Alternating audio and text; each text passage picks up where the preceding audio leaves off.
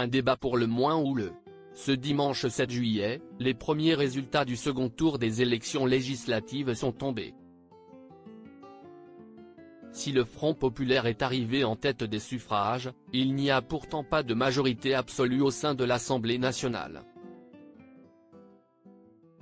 Un fait qui a longuement été évoqué sur le plateau de l'émission consacrée aux élections législatives, diffusée sur France 2, et qui a créé une altercation entre Raphaël Glucksmann et Louis Alliot. En effet, après avoir rappelé qu'il n'y avait pas de majorité absolue, mais plutôt des rapports de force, le père de famille s'est attiré les foudres de Louis Alliot. Là, ce rapport de force, il est assez clair, la gauche et son programme sont, en rapport de force, dominants. Mais ils n'ont pas de majorité absolue, a d'abord expliqué le compagnon de Léa Salamé, avant de poursuivre, ensuite, vous avez des projets, et vous construisez des coalitions, sur des projets.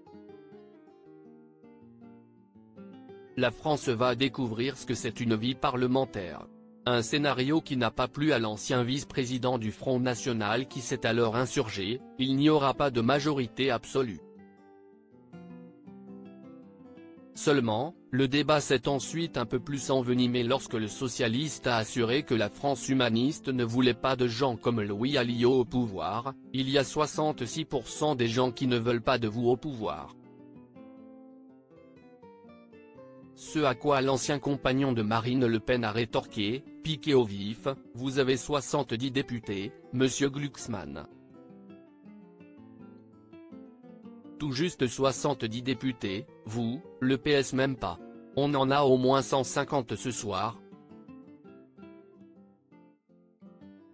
Vous racontez n'importe quoi. Et vous n'êtes pas d'accord avec la France insoumise, c'est délirant. Marine Le Pen et Louis Alliot. Ces politiques qui ont travaillé avec leur ex. Raphaël Glucksmann, cette dernière attaque adressée à Louis Alliot juste après cet échange salé, Raphaël Glucksmann ne s'est pas privé d'en rajouter une couche. S'adressant directement à Louis Alliot, le socialiste lui a alors déclaré, « Aujourd'hui, une écrasante majorité de citoyennes et de citoyens français ont décidé que vous n'exerceriez pas le pouvoir. Cela ne résout pas tous les problèmes de la France, cela évite simplement une catastrophe qui est son affaissement. »